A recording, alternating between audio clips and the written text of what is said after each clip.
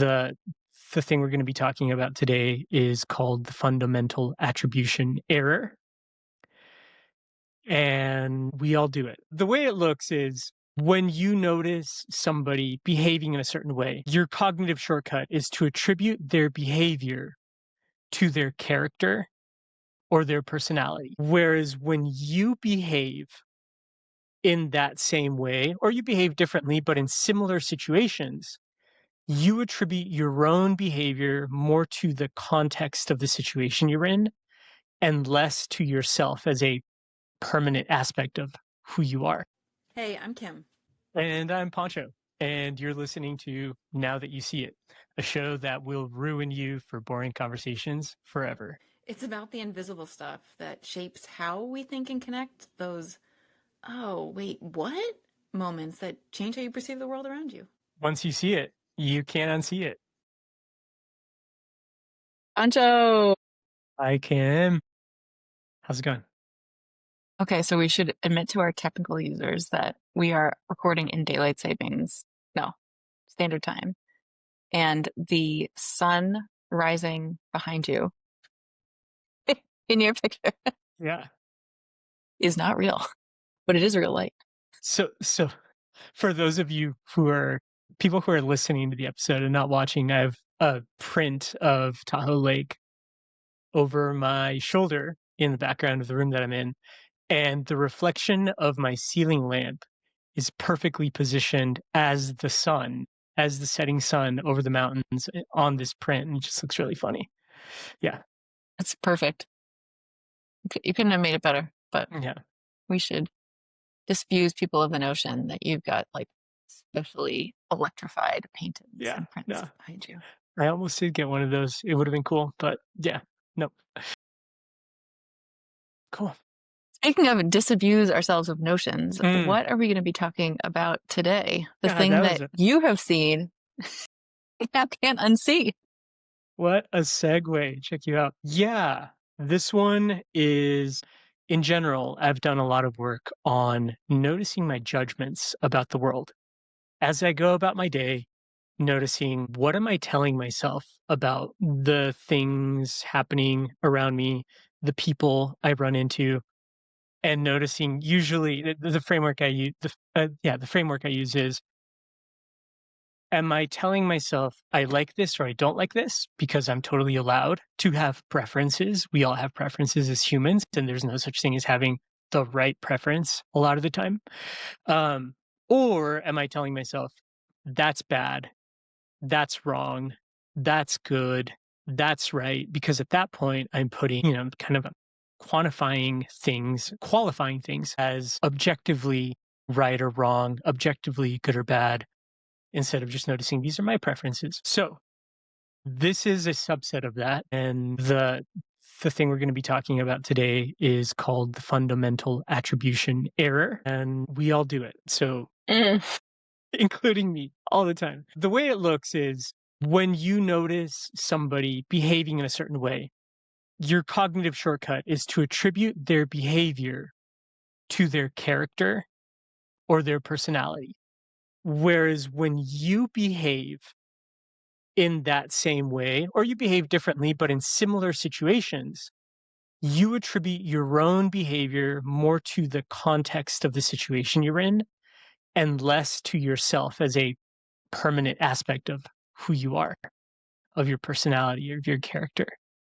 Yeah. So, a really easy example. You cut yourself some slack, but other people get the like, you're lazy, you're disorganized, da da da. Like, can you give us an example of when this has come up for you, or just like in general? I mean, I think the easiest example is the traffic example.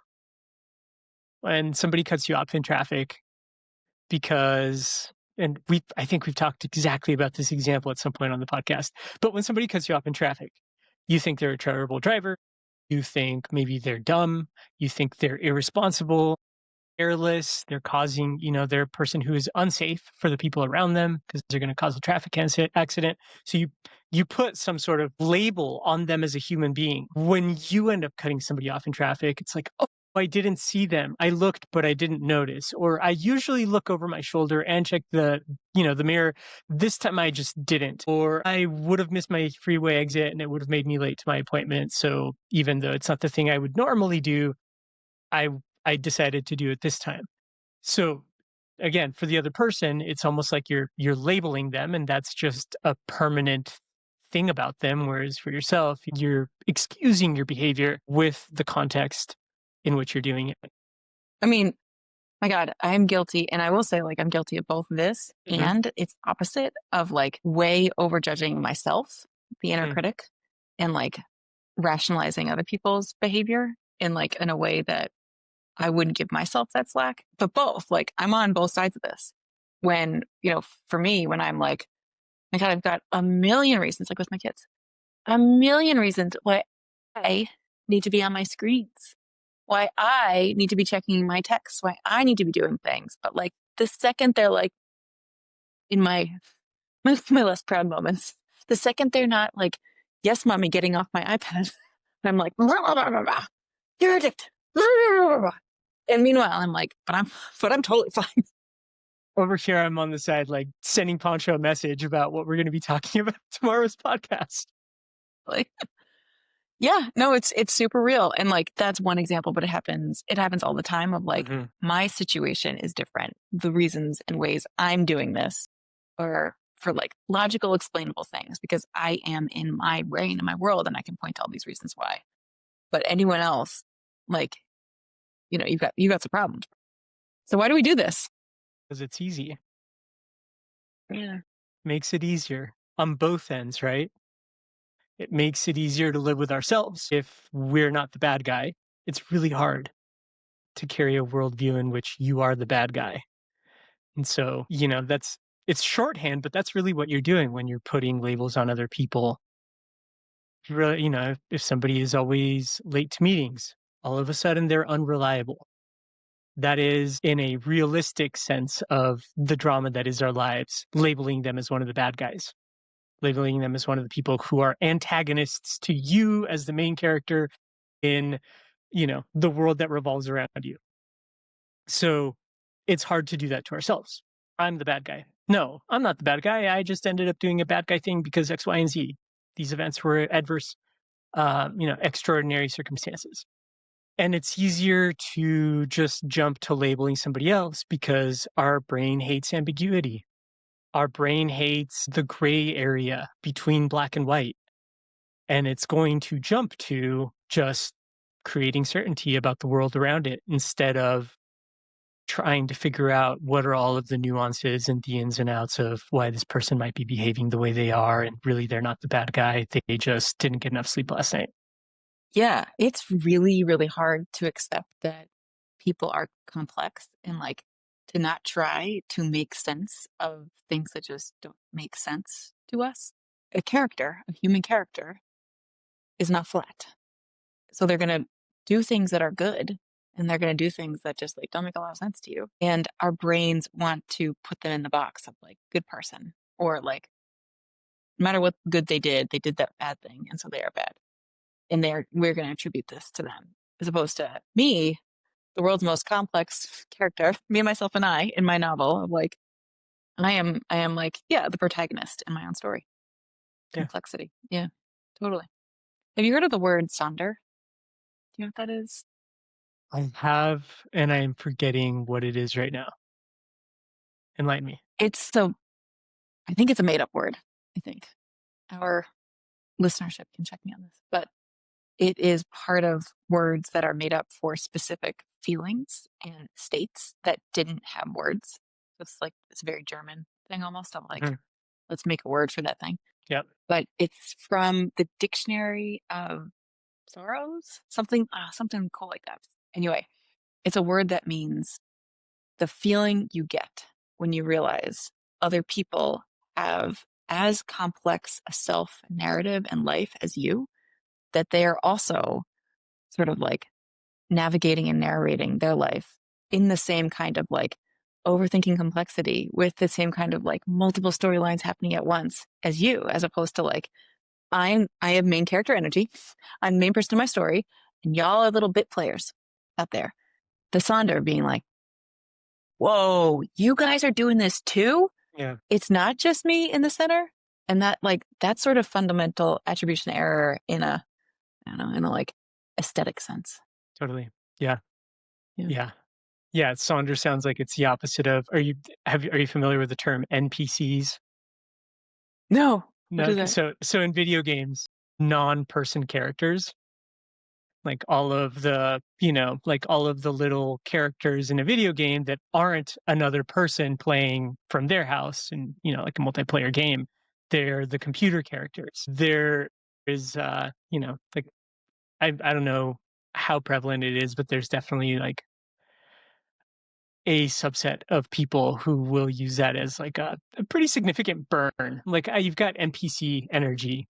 You know, you've got like the opposite of main character. You're so basic that you just like fall into this very defined role that you're supposed to play in the story of my video game energy. So Sandra sounds like it's the opposite of that. It's recognizing there are no NPC. Yeah. Oh, I love that. There are no NPCs. Yeah. No, we're all like, I don't know, what's the opposite? PCs? Yeah, I guess. Main characters Yeah, in our yeah, own lives. totally. Yeah. Yeah, You know, I think what I'm hearing you say, like in terms of why we do this, is it's easier, right? Like our brain just wants to shortcut to certainty, like put people in boxes, put scenarios in boxes, and also save us from the discomfort that maybe we are more morally complex, more fallible, more imperfect than we want to believe. Why? Why do we struggle so much to hold that? to hold that complexity. Yeah. Why is it so hard for us to be like, yeah, I make mistakes. Yeah, that was dumb. Or like, "Hmm, I messed that one up. Oops." As opposed to like, well, of course he did because I had a bad morning and I was rushing and like, and then my kid did this, da da da. But like, you're the one who like is a jerk and cutting me off and tried. Yeah. I mean, I think there are a lot of reasons that like I think we actually don't. You said, like, yeah, I make mistakes. Yeah, like I think most of us don't talk to ourselves that way. Most of us are Yeah, I don't really hard on either. Right. ourselves in terms of, Yeah. how we make mistakes. And it's almost like for ourselves, it's a counter argument to the inner critic voice to be Mm, able to say, you've got nothing to criticize because the reason I behaved that way was due to external events. It was due to mhm, the scenario I was in. It's out of my control. There's nothing to criticize here, right? So it could be a defense mechanism against your own inner critic to notice that your behavior, well, to tell yourself the story that your behavior, whether it's true or not, your behavior is due to outside circumstances. For other people, I suppose there is some sort of dynamic in that way as well. You can either choose to criticize other people or you can choose to look at the nuance of their situation and recognize that your critic about them doesn't get to criticize them because what they did has much more to do with their situation than with their character. It was out of their control for them to have behaved in the way that they did. But then that's uncomfortable because you don't know if they're going to behave that way again or not. Do you, what is your perspective on this? Do you think most people err on the side of being harsher on themselves and other people or harsher on other people than themselves? My guess for most people is that they're correlated. The way the standards that you hold yourself up to and the way that you evaluate yourself using those standards and the conclusions you draw about yourself using those standards, Mm.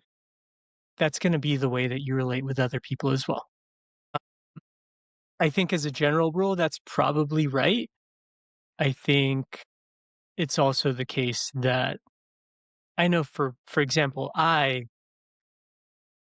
it shows up differently in my internal dialogue about myself versus my internal dialogue about other people. In the moment, I can be very critical of other people. In taking a step back and looking at the bigger picture of my life or of other people's lives, I'm less critical about them and I'm more critical about me. What about you? Let's go back then. Oh, interesting. Yeah, no, I totally agree. I think even as I was saying the question, I was answering it for myself and being like, it's corporate says they're the same.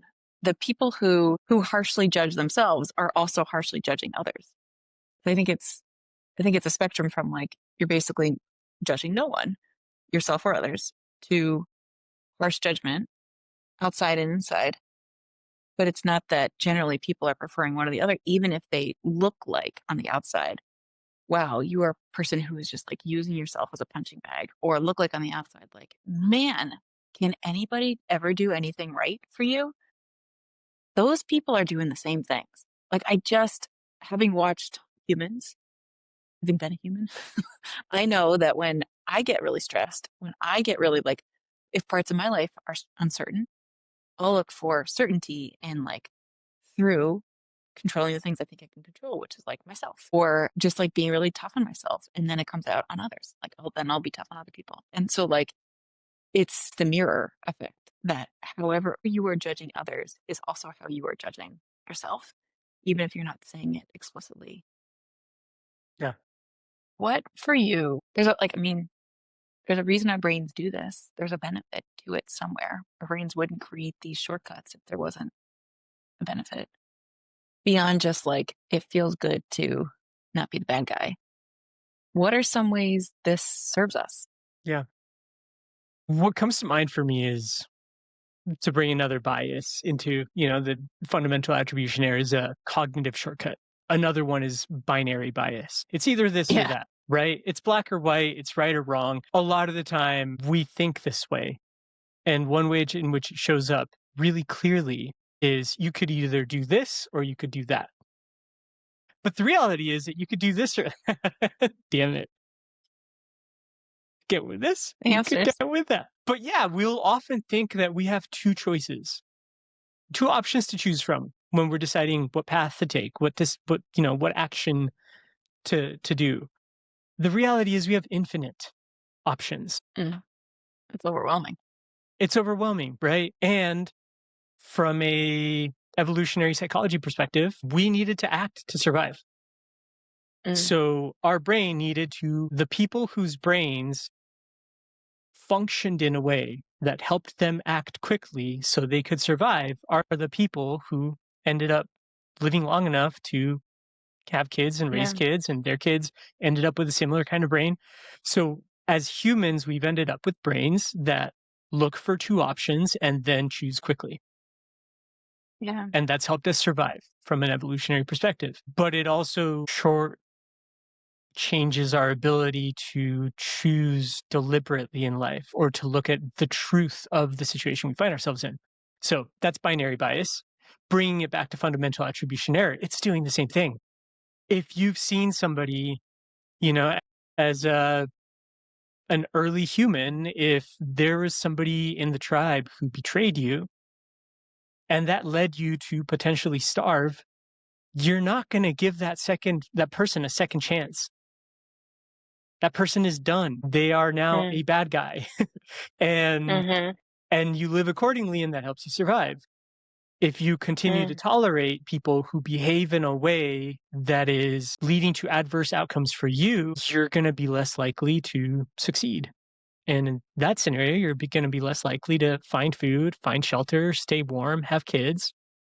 So I think that that's how it helps us. It helps us make sense of the world in a way that allows us to survive, that allows us to choose quickly. Yeah. But we no longer live as hunter-gatherers on the plain. And we have all of the saying, we're prehistoric beings with medieval institutions and godlike technology. So That's a good one. So our prehistoric brains and all of the things that they evolved to do are no longer necessarily optimized for the cognitive needs we're faced with in a modern day society. This is one of those scenarios where your brain is going to quickly label somebody as good or bad. And it's probably in your favor to catch that and recognize that there's some nuance there and that you want to behave according to the nuance, not according to the split judgment you made when you saw them do a thing and then you labeled them accordingly. Right. And I mean, we know this. Our brains are designed to keep us alive, not like creative, thriving, having fun, joyful, having a splendid old time. It's just, they're like, my job is to keep you alive, and like 9 to 5, I'm done. That's it. Strict work to rule with the brain. And so it's trying to keep you alive by recognizing threat. And it's easier to say, like, this person, we are pattern recognition machines. So, like, pattern recognition, if you do that one thing, I'm going to be like, arm's distance. Nope, we're not doing that. I'm not affiliating with someone who would do that, like you. Yet we miss the nuance, we miss the opportunities, we miss the like empathy, the humanity, the opportunity for connection beyond the story we tell ourselves to keep ourselves protected from, whatever story our brain is making up. Yeah. So I'm curious for you, when I brought up fundamental attribution error as a potential topic, what came to mind about the way it shows up in your life, in your work, with the people you coach? Mm. Yeah, I wanted to ask you the same thing about like, when did you first notice this? So we'll come back to that. But the first thing I had to do was Google it. I didn't know what it was. Yeah. So once I educated myself on what this was, I was like, oh yes, this is a thing. Honestly, for me, the first thing that came up was, I don't believe it. I was like, no, it's the opposite. Okay, say more. Because that's the background I come from personally, of like, really intense, I guess inner critic, but mostly it's not even inner critic that's really intense for me. For a long time, it was rationalizing and intellectualizing other people's harmful behavior. So like not doing the thing, not doing the heuristic. Like, I'm not sure I would have been the one on the savannah surviving, Yeah. because for like lots of reasons, very early childhood based, I wanted to make it make sense. Like, I wanted the people who were my bosses, my partners, the people I love in my life, to be good figures. So I made it make sense. I'm like, of Yeah. course this is happening for them, because this is their story. This is their burden. This is their thing. This is who they are. This is how they are. Da, da, da. Which is all true. And also, I didn't have boundaries. I didn't have the ability to say, this can be true for you, and if this happens, this is what I'm going to do, because this isn't good for me. So rather than having, I don't know, I could do that. And then when I realized I could, I was like, well, F that. That feels really scary. I would rather keep doing it my way. So I'm going to keep doing it my way. Pass on that option. And then I just burnt out of that experience of like, oh, no, I guess I do need to do this like boundary thing and teach myself about that, and what like healthy relationship behavior is, and what healthy, like, just truly in any relationship, romantic, family, friend, what that looks like, and then be like, okay, boundaries. So I suffered from a fundamental attribution error. It just was mostly in the opposite direction of how it's usually described. Yeah. And also, like, the layer below that was, no, but I totally also judge people. Like, let's be clear, these things go together. And so as I was like, there was inner critic stuff for myself, body image stuff, competence at work. I would also, not necessarily in the same category of things, but I'd also be like, well, we are kind to people. We don't say these things. We are polite. So when people would like be abrasive or aggressive, I'd be like, you are a bad person. As opposed to like, that's how you communicate. And like, I might not like it, but that doesn't make you a bad person. So for sure, there's judgment. And like, all kinds of associations I have with things that aren't moral, they just are not what I do, felt harmful to my system. So I would like, didn't know it, but I was judging it. And so as I moved into like self-compassion, like, thank God, it's much easier for me to offer compassion to other people while also having boundaries about like, yes, and that's you do you. And also, this isn't working for me. So I'm going to do me, which is to step out of the situation, whatever it is. That's what I thought when I heard it. And I was like, I've heard this before, this fundamental attribution error thing where we like judge it. And also for me, it's just shown up so differently. And I notice that in my clients, in my relationships, partners, friends, the folks who are harshest on themselves are harshest on other people. And it is exhausting to live that way. It's exhausting because, like, you can never stop judging people and being in a state of sympathetic, activated response about it. And, like, when I tell you there is freedom when you finally realize, oh my God, I can, like, let myself and other people off the hook without sacrificing success and achievement and thriving, like, I can just have a quiet brain about judgment. Like, oh my God, this is so much more peaceful. Thank you. And just poof. But when you get stuck in that cycle, it's exhausting, tense, and just ugh. Something yeah, I mean, you keep saying it, and it it's the first time I've thought of it this way, but fundamental attribution error very quickly ascribing a character label or a personality trait onto somebody makes it easier to put up a boundary with that person, That's interesting. right? Yeah. So Yeah. there Yeah. is Yeah. not necessarily a boundary based on the reality of who they are, Yeah. Totally. but it makes it easy to just very quickly write somebody off and have boundaries Totally. so they're Totally. not abusing you, taking advantage of your relational dynamics, whatever it is. And what I'm hearing for you is that you kind of had to learn how to do boundaries, but in the more complex, nuanced way that boundaries actually work, instead of Yeah. using fundamental attribution error as a cognitive shortcut to Oh putting up that man, that's wall. a big point. Totally. I like, I can't do that. And you're right. Like, I see other people doing it of being like, you're going to be the bad object. So this is just going to be easy. It's easy to write you off. It's easy to, like, close the doors, cancel out because you're like a flat bad character. Totally. So one one story about this, just sort of quickly, is I had a really awful work experience about 10 years ago with one person who was like, without diagnosing, just like, she's a bad actor. Like, she had a lot of stuff going on that I rationalized away. But she was dangerous in terms of, like, my own safety at work, and just very insecure and jealous, and but very smart, very powerful, and really willing to be pretty manipulative. But the whole time I worked for her, I didn't see it as legitimately threatening to me because I was like, I'm nice, I'm friendly, like, I'm basically competent. Like, it's okay. I'll just keep outworking this woman. I will, and then she will come to love me and trust me. It did not work that way. And though she was obviously a flawed character in, like, the behavioral sense, like, without judging her soul, there were people around her who kept her in power, like, kept her going, who I really loved.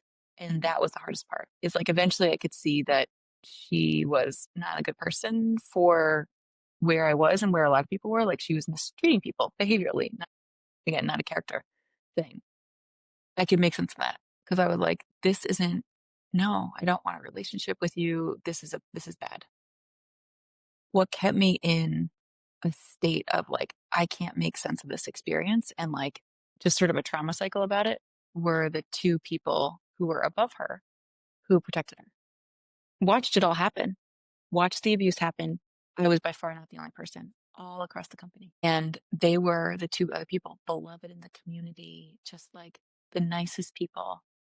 And I couldn't make sense of, like, but they let her do this. They knew it, they watched it, but they're nice people. And so for years, I was like, ignore, ignore, ignore the fact that they watched this happen and just knew it, let it happen. But she was making money. And really only recently have I been like, they're complex people. Both are true. And, like, I'm just gonna have to let that sit without trying to be like, they're the good people, they're the bad people, they're the good people, they're the bad people. Yeah. That was a big leap in my personal development. Big time. Yeah. And it's leaving fundamental attribution error behind. Yeah. How about you? What are some of your stories of, like, once you saw it, can't unsee it? I alluded to this. I think that the way that I came to fundamental attribution error was as a greater part of the work that I did for several years to try to change the way that my brain automatically evaluates the people and events happening around me. Mm. So I, it actually started with Eckhart Tolle's book A New Earth, and it was like I didn't know much about that side of the world, kind of like the new age movement, self-help with a spiritual bent. And for I think 3 or 4 years after I graduated college, I just kind of went into a deep rabbit hole of all of those things. And Eckhart Tolle's A New Earth was the first book I read. And that's a huge theme in the book, is noticing Mm. the stories you tell yourself about the world and then what they do for your mental well-being and your emotional well-being and for your relationships and for just kind of how you are as a person. So I started doing a lot of the noticing of, okay, what are the stories I'm telling myself about this person, that thing that happened to me, whatever. And I think I was kind of doing this specifically in the instance of fundamental attribution error. But when I heard it described specifically in the context of when I see other people do something, I attribute it to their character or personality, whereas myself, I attribute it to circumstances. And this was a phenomenon that had a name. It allowed me to see it even Mm. more clearly, right? And just because I see it doesn't mean that I don't do it anymore. It's just that I see it more readily in myself and in other people. When you have it as an isolated, distinct concept, you can notice it more readily out in the world. Is there a specific? I mean, I think it happened. Again, traffic is the one where this is a daily practice. People in Reno aren't the best drivers. I think, and maybe here's kind of the mental habit I've built. Maybe it has to do with the way Reno's infrastructure is designed, or maybe it has to do with a variety of other factors. But the fact is, I see a lot of dangerous, borderline reckless behavior on the road driving around. And it's a really great opportunity to notice when that comes up, and like I'll especially do it with people driving BMWs, like the souped up, like Tokyo Drift BMW. I don't know why. It's reliably wherever I go, there is that kind of person in their, souped up BMW doing twice the speed of traffic. And just, like, just because I see it regularly and it's one of those things where the stereotype exists for a reason. That doesn't mean that I should just allow myself to think negative thoughts about those people as they drive past me. I can use that as an opportunity to notice, here's the thought that's coming up as this factually dangerous driver in this car that is actually a BMW drives past me in this particular way. Okay, those things are all true. The fact that they're an idiot is not necessarily true. But I already said this on the podcast. Another one. Is this like my cue to be like my favorite George Carlin quote? Or did I only I mean, send that to you in Slack? I Is don't that know. like everybody on the road is, if they're driving faster than you, they're a maniac, and if they're slower, they're an idiot. Like you are the perfect one. Yeah, totally. Yeah. Yeah, You're like me. I am the standard. yeah. Yeah, absolutely. How how do you work with this? When you have a client, when you have yourself, like you're noticing the thoughts, but like these are really hard to unhook from because these aren't like casual things that we could just turn off necessarily. These are open mechanisms, defense mechanisms, how you grew up, how you keep yourself safe. They're not casual. It's Totally. real. Yeah. How do you work with this? Yeah, they're habits. Mhm. They're cognitive and emotional habits, and when it's their mental state habit. So when you're having certain emotion and it's paired with a certain way of thinking, that's not just an emotional state, it's not just like a thought, it is a mental state. And I would imagine mental states are some of the most difficult things to break as habits. And really, when we break a habit, we're not actually breaking a habit at the neurological level. A habit is a series of reactions that takes place as a result of an event, right? So an easy one is when I wake up in the morning, the first thing I do is go get a glass of water. And so the event that triggers it is me waking up in the morning and getting out of bed. And for some reason, that's just what I do every morning now. And it's kind of like this really easy thing for my brain to do. And if I want to do something else, that's much harder. I have to actually will myself away from going and getting that glass of water.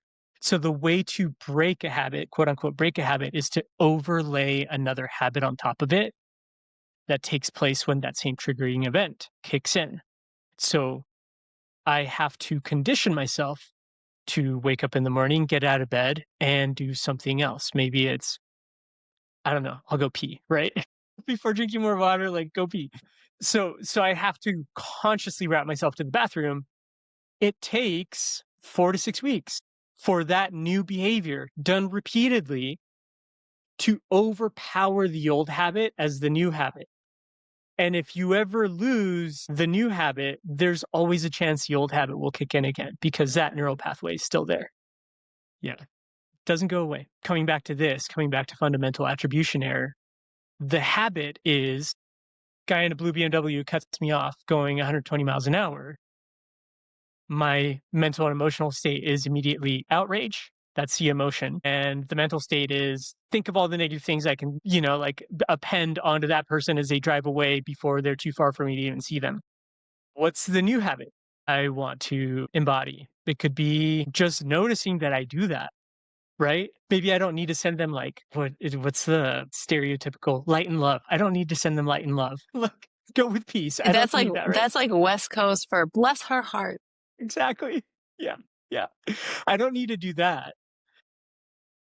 But maybe it's just a good place to notice that that's the mental state that triggers when you get cut off in traffic. So when I get cut off in traffic, I notice, okay, here are the things that are coming up. Cool. And then maybe I can ask myself, what do I want to do with that? Yeah. Is it Yeah. useful? So I think that is what I've done in that instance. And it's what I often do in the instance of j- jumping to, judgments about people and then writing them off as the bad guy. So that's one.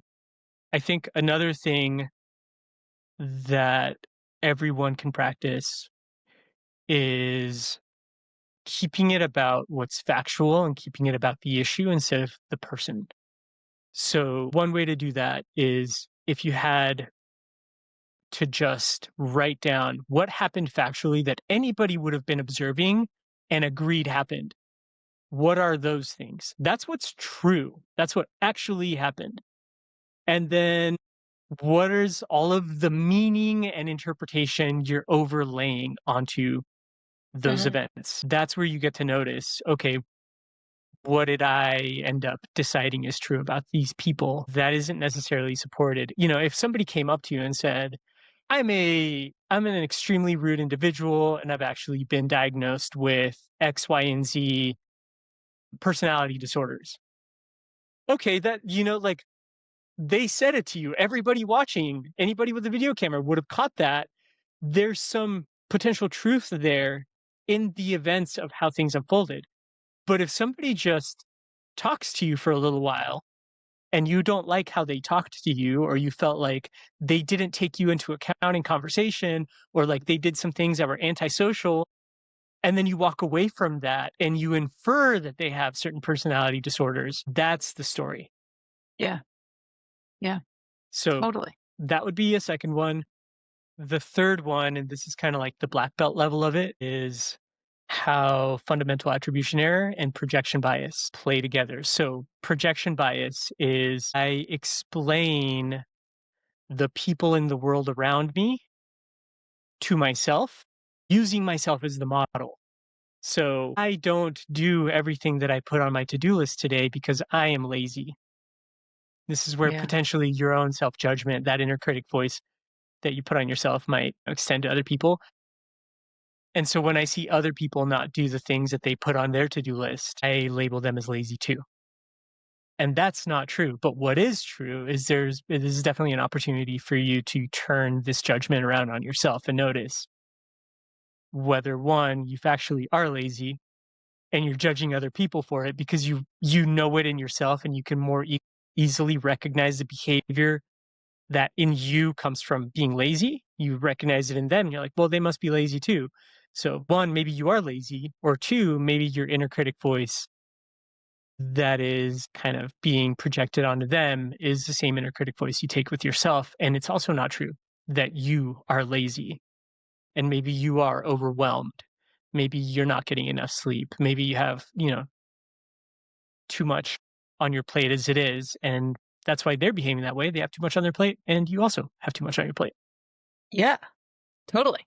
You know, a couple things come up when I hear you talk about your techniques. The first one is write out what actually happened, which is a classic dialectical behavioral therapy technique of check the facts. Like write down literally what happened.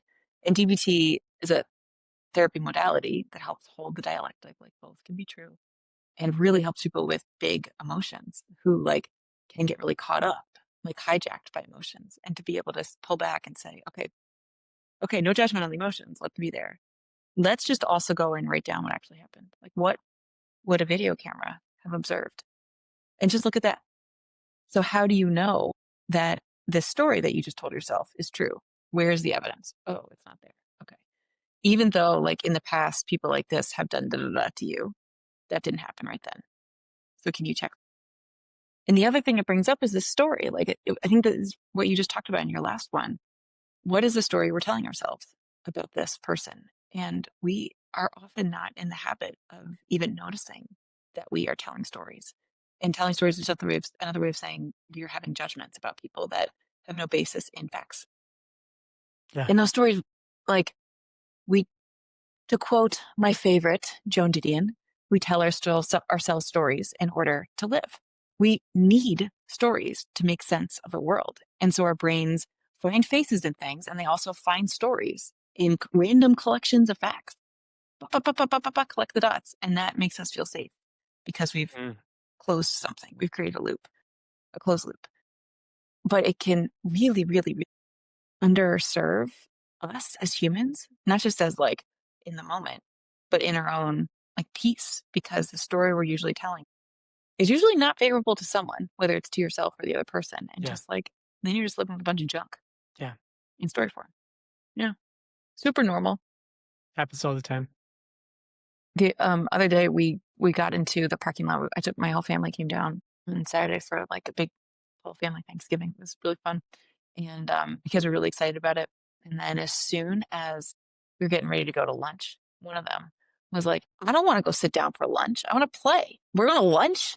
And I was like, you were so excited about this. There's Belgian waffles. How hard is this going to be? So just like the whole time going over, and we get to the restaurant, and this one of my twins goes, "Oh, okay, well, I guess it's not the worst restaurant ever from the outside. I mean, there is like the beach, and then, but like, I don't really like the shape of these umbrellas and da da da." And like, just, it was like judgment popcorn. Like, we just parked the car. And I was like, Oren, what would it feel like to just run a challenge for yourself? Like, super fun challenge. How long can you delay your first judgment? Like, how long can you just observe something and just say, like, the color of this restaurant is white. The shape of the umbrellas is round. The beach is here, before saying I like it or don't like it, and just see what happens. Yeah. We were not able to run that experiment, but I did say those words. Yeah. Yeah. Yeah. Yeah. Like, so for like, how long are you able to delay these judgments, these stories, and just live in facts? Yeah. It takes a lot of emotional intelligence because you have to notice that the thing that's driving you to make those judgments is probably an emotional state, right? So you have to then, also decouple the emotion from the interpretation of what's happening and the facts of what's happening. Totally. Yeah. Totally. Yeah. You know, when I work with this like behavior, I didn't really have words for fundamental attribution error before you introduced it. But when I work with the judging part, I do a lot of like parts work. So the part that wants to judge either Yeah. yourself or others. So you like, what information is it trying to give you? To the extent like, okay, listen, like we talked about earlier, this behavior is serving something. It is here for a reason. It is benefiting you somehow because it's stuck around. What is that benefit? And how can you differently meet that need that it's providing? So if it's like control, calm, certainty, How can you separate from like judgment giving you that, finding it somewhere else without saying like, hey, judgment, take a hike, just being like, judgment, thank you for being here. I really do need help deciding like who to trust. Can you like breathe for a second though before you write a story? Can we like gather some evidence and then make a call? Yeah. And in my case, can you make that call quicker? Can we do this faster? We've got the evidence. Yeah. Yeah. But it's hard for people to, I think, leave that habit behind and feel safe doing that if they don't know how they're going to meet the need it was meeting in the first place. Because it's a coping mechanism. So how else are they going to do that? Yeah. Something you just said reminded me back to you were talking about how our brain wants to keep us alive. Our brain wants to avoid change. It wants to stay in what's comfortable, what's known. And other thing that I think I want to make sure we talk about is we are more likely to like and implicitly trust people who are more like us, Mm, mm-hmm, who mm-hmm. look more like us, who talk more like us, who think like us, who believe what we do, who live where we live, who dress like we dress. So, and that's because at one point in time, people who were not like you were not part of your tribe and they were a threat to your territory, to your resources, to your children. So it makes sense that that's how our brain operates. But in the melting pot that we live in the modern day world where people from anywhere in the world can go and live anywhere else, and, you know, just because of how somebody looks, talks, or thinks, that doesn't mean that they're a threat to you and your livelihood or your survival. That bias can work against us.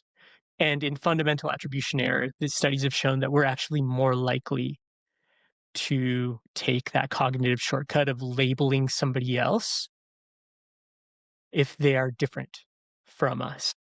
Wait, say that again. We are less likely to do fundamental attribution We're error for people who more are different. likely, yeah, sorry if I misspoke. We're more likely to take that cognitive shortcut if they are different from us. Yeah, yeah, yeah, yeah. Because we don't understand them, so we have to use character based. Totally. We don't understand them, and when it comes to attributing something negative to them, we already are more predisposed to dislike them. And so here's the thing that just adds certainty. Um, Whenever your brain creates certainty about the world, you get a brief dopamine hit because you've now solved the problem. You took this thing that was uncertain, that was unknown, you've made it a known, and so you're like, cool. Your brain's like, cool. I solved the problem. Quick dopamine hit. So there is a this is habitual too. Dopamine is dopamine hits are a way of creating habits. So if you have this person who is unknown and you make them known and your inclination is already to dislike them because of affinity bias being we like things that are similar to us and we don't like things that are dissimilar from us, then you're going to label them as bad. It's going to give you a reason that feels concrete for why you dislike them because now you found, oh, yeah, see, they're unreliable or they're bad in traffic or whatever. One more reason not to like them. You get that dopamine hit, and that actually creates a habit in your brain for coming to certainty about the people in the world around you that you don't like, that you don't understand, and just very quickly writing them off as all of these things when the reality is, no, it's just the context that they're in. So I think it's really important to bring up because of the times we're living through right now. Like, You know, it made me think of how it's just for busy, overwhelmed people. It is much easier to make a reason why they don't want to socialize, do a thing, make new friends, make small talk. Like all these things sound really exhausting and like one more thing you have to do when you're already stressed out and overwhelmed. And so if you can say, I'm not the problem. I'm not the one who's just like declining social interactions, even though that would probably help me feel better. I am the person who's deciding like, you're annoying, you're even you, bro. That like there's just no one to talk to here. There's no one to socialize with because like I don't wanna moms, like 65% of mothers with kids under 12 identify as lonely. There are tons of moms groups out there. They don't always work. And believe me, as somebody who was like, I would like to meet friends, I went to the mom groups. It's sort of like stick a fork in your eye. It's really hard. And you have to like, and as a parent of school age kids, when they first started kindergarten, you really do have to like go to the birthday parties and like make small talk and get to know people and sit through the awkward stage of like accruing the friendship collateral over time. It doesn't like coalesce until like a couple of years in. And you're like, oh my God, I have mom friends. That's cool. And so you have to like stick with a really awkward part of like interacting with people who you're like, you are not me. I don't understand you. You are doing things that don't make sense. I don't like this. This is boring AF. You have to do that for a while before you realize, like, wait a minute. I have people I can, like, when I'm running late, call and say, like, could you just sit with my kids for 5 minutes? Or when you have, oh my God, like, any just like village need. I need somebody to pick this up. I need somebody to drop this off. Does anybody have this? Does anybody have a recommendation for this? You have people.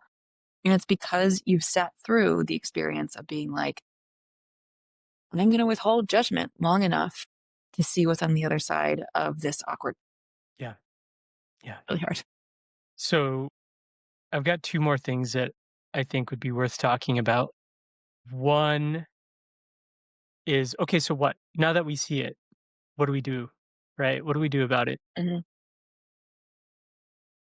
And then I think before we get to that, the last thing I want to call out is that this is a cognitive process.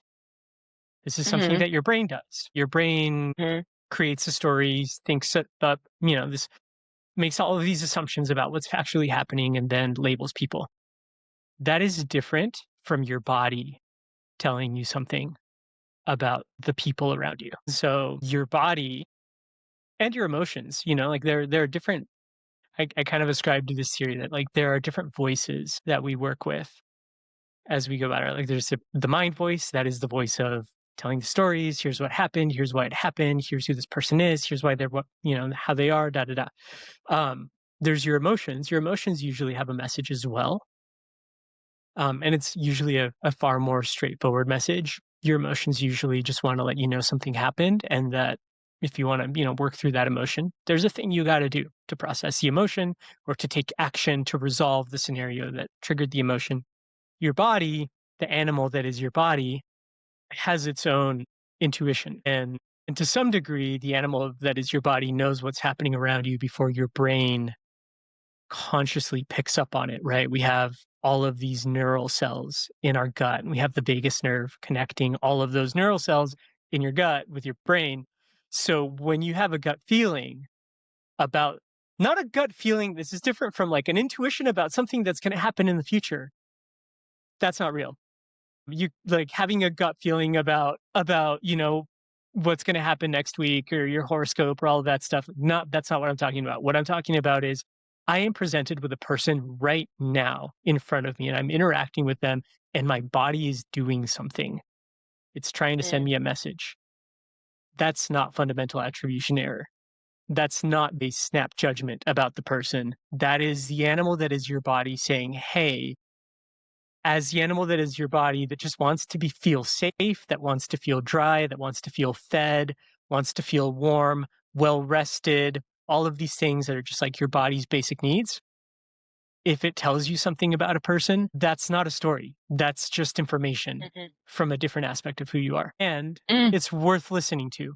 Yeah. I mean, what's so interesting about all of these biases that we're going to talk about, like who knows how many we're going to get to, but they all involve the question of what is intuition, what's anxiety, what's trauma, what's fear. And because those are very confusing. What's excitement? Like all those things can feel very similar in a body.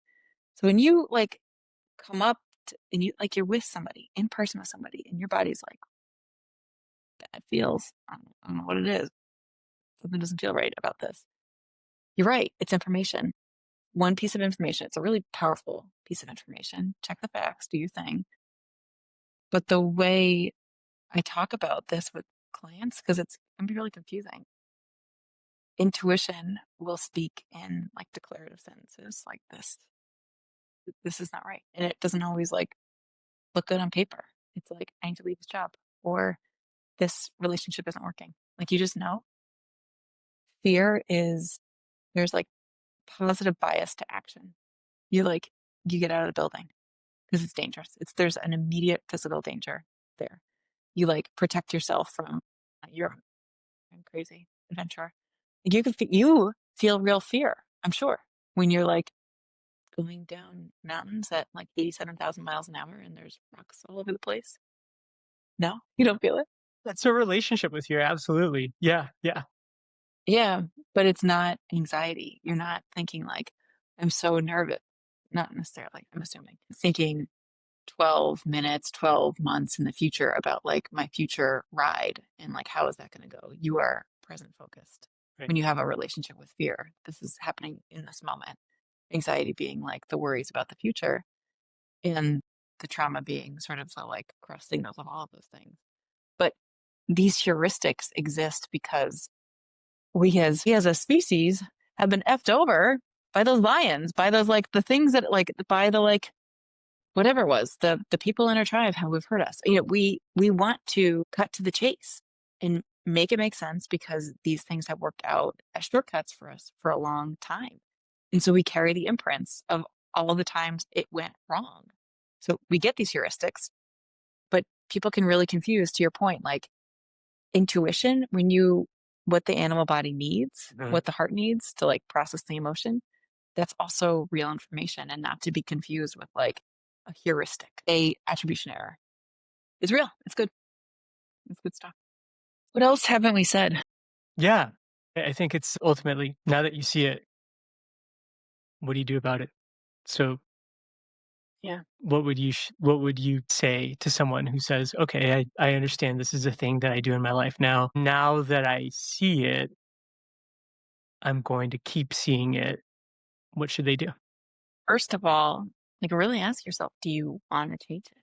Like if you don't want to change it, if it's working for you, if you feel fine about it, then like wait a while. Wait a while to notice what's happening. Because when you first notice this, you're like, yeah. So I think it takes a while of just knowing it's a concept before you notice, and it doesn't feel good. So if you're ready to change, if you're like, yeah, I don't like this. I don't like that I'm constantly marinating in judgment. I don't like that. Or I can see how when I snap to judgment, I create stories that create all kinds of other problems because then I send the paragraph long text that somebody writes back and they're like, what are you talking about? So if you're tired of that, if you're doing that, if you're finding yourself constantly activated and ready for something else, then the next question I'd ask is, what is it doing for you? There's a thing it's doing for you, even if it's making you exhausted and leaving you in a state of like tense stress, it's doing something for you. How else do you want to get that need met while you work on just noticing there's the judgment?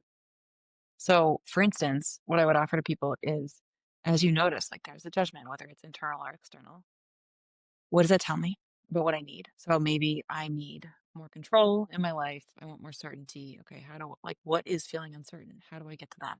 How do I address that?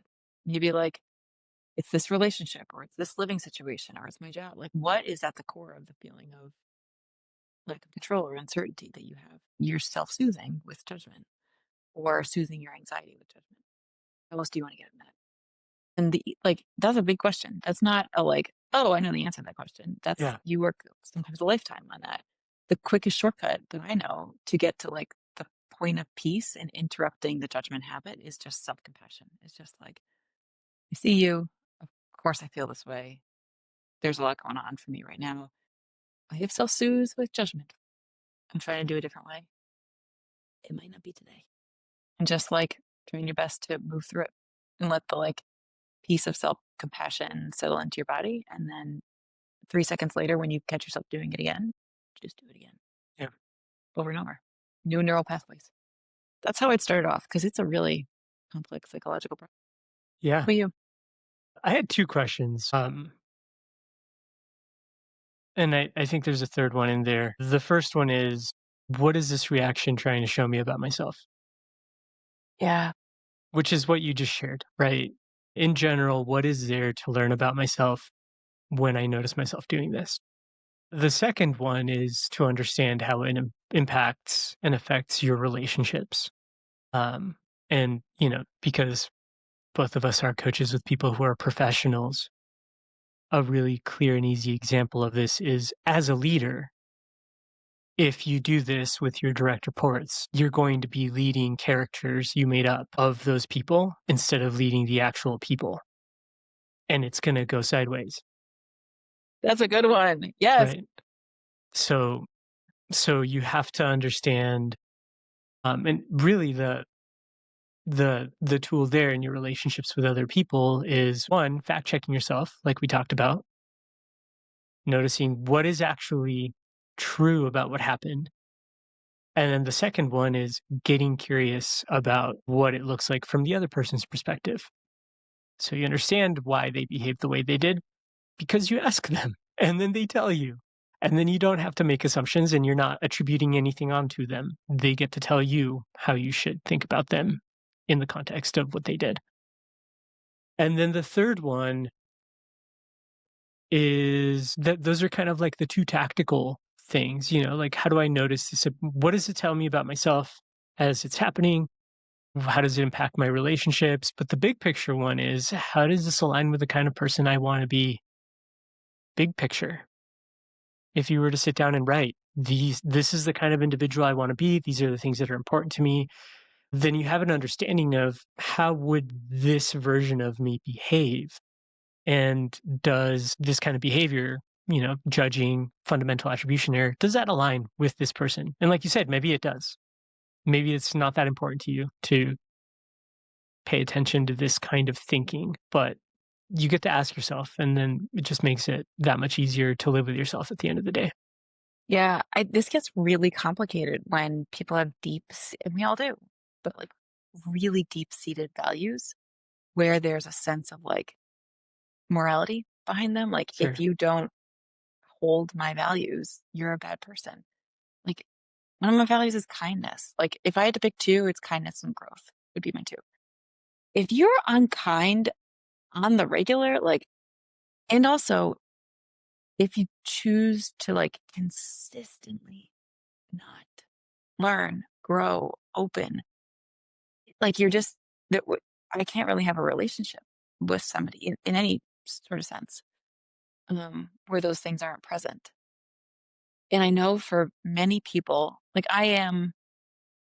those are strong values I hold, but I'm not anywhere close to some folks I've met who like are deeply black or white on the values. Like, you are in it with me or you're not. That it feels almost like a special case. Like, we can offer these questions, we can, do my little like notice its judgments, but like I think for a lot of people they're like well and good until you cross my values. Like, if we're having a values conversation, then no, I'm going to hold my judgments.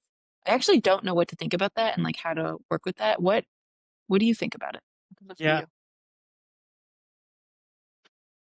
Do you have an example? Yeah. Um. So family, like in my like family of origin, with like our family is really into family, and I love my family. And if you do harm to somebody in our family, a lot of people are going to cut you off. Gone. And it's never. I haven't really. It's never been part of me, but I know that that's part of like my culture and my inheritance. Is we're from Hungary, man. Like, we're still sort of like in Hungary, like in the fields. And I love connected and tight the family is. And there is a if you do harm, like it's and aren't remorseful, like seriously remorseful, then like they'll cut. And you get like people could hear that story and be like, yep, what's your problem? And I think I have a more nuanced take on it. And I know that like these words, questions we're using, lots of people, including my family, would be like, yeah, yeah, yeah, for like vast majority of things. Like, people are people, let people like live and let live.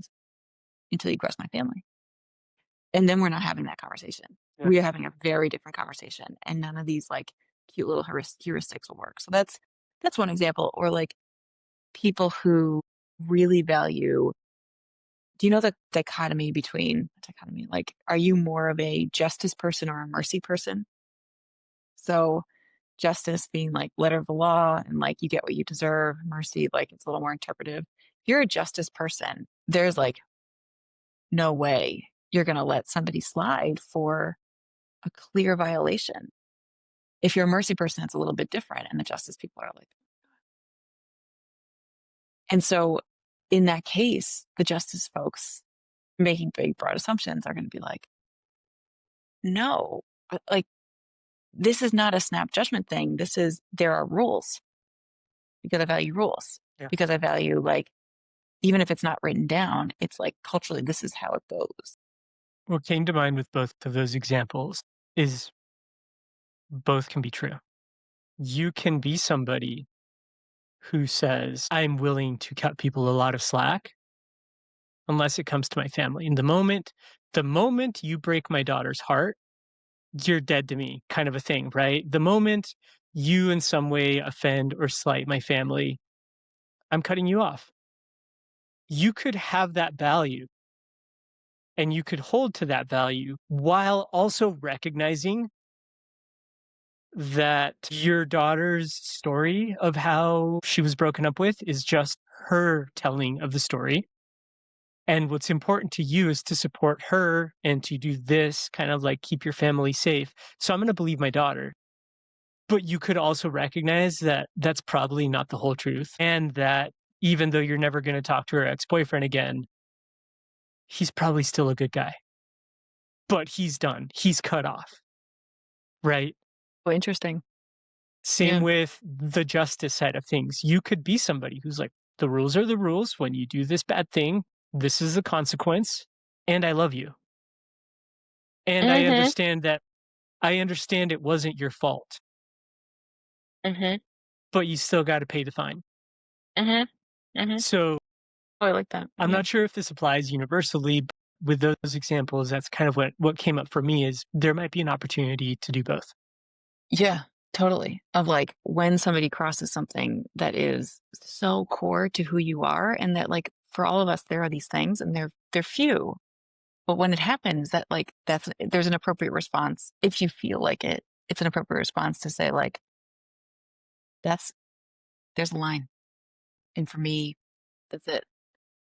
Without necessarily like truly, judgment and unforgiveness is what is it? It's like the hot coal that's meant for somebody else, but you hold in your hand. But like it really only hurts you to hold on to revenge and bitterness Yeah. about a thing. But then to also say, and also, other people might not make the same call, but this matters too much to me personally. I can't be here in this situation. No harm, no foul, or like maybe harm and foul, but I will like do my work to let this go over time and integrate it into my life. And I can't be part of this. Wait and love and bless your heart. Part of this. Yeah, that's a good one. Good way to wrap up. Any final things? We good? Covered it all? Yeah, I think we're good to go. Sounds good. Till next time, my friend. Okay.